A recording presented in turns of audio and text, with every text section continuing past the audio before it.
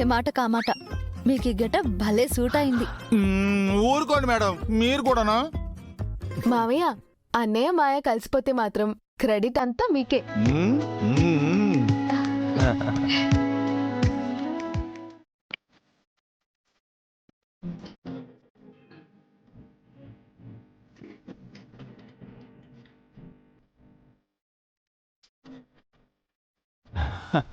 Madam, చూడబోతే అన్ని జంటలు సెట్ అయిపోయినట్టే ఉన్నాయి. ఇక మీరు సారు పెళ్లి చేసుకుంటే వేల పెళ్లిళ్ళు కూడా చేసేయచ్చు. ఆ ట్యూబ్ లైట్ కదా అర్థం కావడం లేదు. నన్నేం చేయమంటారు? ఏంటే మాకు కాపలాగా ఉండటానికి వచ్చి నువ్వేమో పెద్దోడితో టైం పాస్ చేస్తున్నావా? అదేం లేదక్క, ఎవరో మహాసాధు వచ్చారని చెప్పి తీసుకొచ్చాడు. ఈయనే ఆ మహాసాధువు. స్వామి, మిమ్మల్ని స్వామి అలా అటు ఇటు చూస్తారేంటి? అవును కదా, నేనే కదా. ఆశీసులు. చెప్పమ్మా, ఏమిటి నీ బాధ? మా బాబాయ్ ఆరోగ్యం గురించి కనుక్కోడానికి వచ్చాను స్వామి. అబే, ఆయనకేం కాదమ్మా. పెరట్లో పెట్టిన రుబ్బురోళ్ళ గట్టిగా దిట్టంగా ఉంటాడు. ఆహా, చూడమ్మా, నీకు త్వరలో పెళ్లి కదా. అవును స్వామి. ఆ పెళ్లి నువ్వు చేసుకుంటే చేసుకున్నవాడు రోజు తాగొచ్చి నిన్ను లెఫ్ట్ అండ్ రైట్ తంతాడమ్మా.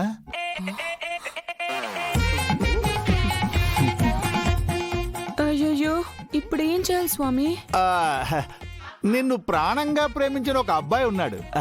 అతనంటే నీకు ఇష్టమే కదా. నువ్వు అతన్నే పెళ్లి చేసుకోవాలి. స్వామి, ఆ అబ్బాయి తనని పువ్వులో పెట్టుకుని చూసుకుంటాడని చెప్పండి స్వామి. ఇక నేనెందుకు నాయనా, నువ్వే చెప్పుకో. సారీ స్వామి, మీరే చెప్పండి. అదమ్మా సంగతి. నిన్ను ప్రేమించిన వెధవనే నువ్వు పెళ్లి చేసుకో, నువ్వు బాగుపడతావు.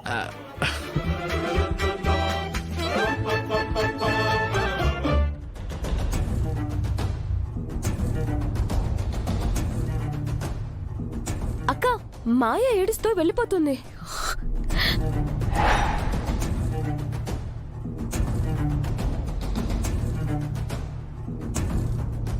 వదినా, వదినా, వదినా, ఆగొదినా. ఏమైంది వదినా? ఎందుకు వెళ్ళిపోతున్నావు?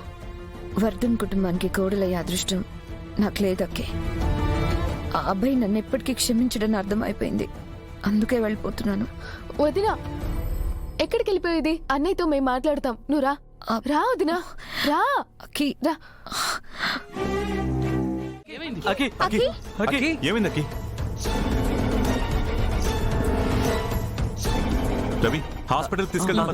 హాస్పిటల్ కి అవసరం లేదు బాబు, స్వీట్స్ పంచితే సరిపోతుంది. ఇదేంటండి, ఒంట్లో బాగదంటే స్వీట్లు పంచమంటున్నారు? ఇదే వైద్యం? శంకర్ గారు, అక్కి తల్లి కాబోతోంది. అయితే మాత్రం స్వీట్లు పంచ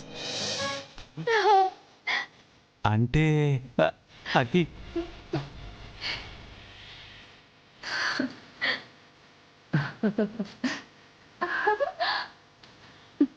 కంగ్రాచులేషన్స్ రవి.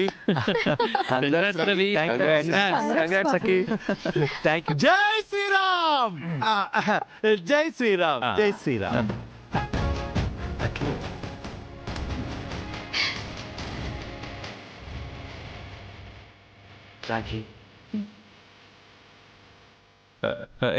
ఏంటిది ఫార్మాలిటీస్ ఎందుకబ్బా? నాకు చెల్లికి అమ్మా నాన్న అన్ని మీరే. దీవించండి. God bless you both. హ్యాపీగా ఉండండి. పిల్ల పాపలతో నిండు నూరేళ్ళు చల్లగా ఉండండి. అకి, నువ్వన్నట్టుగానే రాముల వారి కళ్యాణానికి వచ్చినందుకే ఇంత మంచి జరిగింది. అభయ్ మాయ కలిసిపోయారు. నువ్వు తల్లి కాబోతున్నావు. ఇంతకన్నా ఇంకేం మంచి జరగాలి చెప్పు?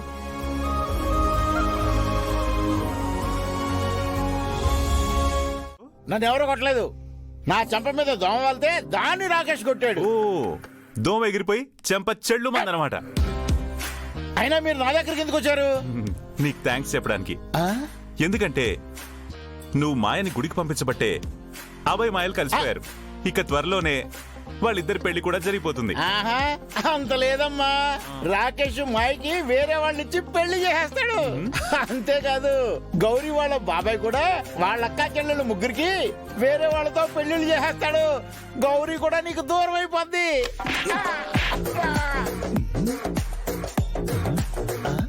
ఆహా రెండు చెంపలకి రెండు అచ్చులు అదిరిపోయింది సార్. బాబాయ్ సార్ ఏ అచ్చు బాగా డామినేటింగ్ గా కనిపిస్తుందంటావు? ఆగండి చూడండి. ఇక్కడ కూడా మీ డామినేషన్ సార్. రాకేష్ చెయ్యి కట్టే మీ చెయ్యి కట్టే తగిలింది. భలే ఉన్నారు సార్. రెండు అచ్చులు భలే ఉన్నారు, భలే ఉన్నారు. దీన్ని బట్టి అర్థమైందా డామినేషన్ ఎప్పుడు మందే అని? చూడు, ఇన్ని రోజులు నువ్వు ఏం చేసినా సరే నిన్ను పోన్లే అని వదిలేశాను.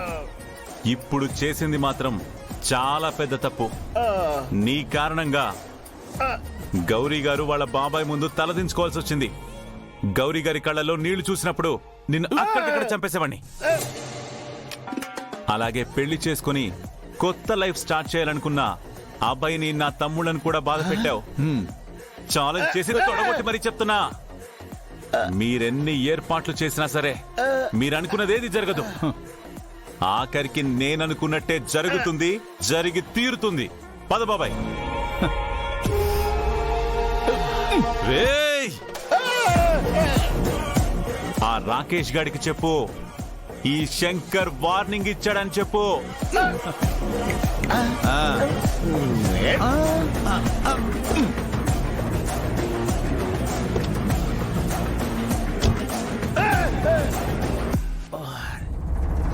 రే శంకర్, నన్నే కొడతావా? వాళ్ళ పెళ్లిళ్ళు జరగనివని అన్నావు కదా, ఎలా జరగనివో నేను చూస్తాను. ఇప్పుడే వెళ్ళి గౌరీ వాళ్ళ బాబాయ్ని ఎలా రెచ్చగొడతానో చూడు. ఆ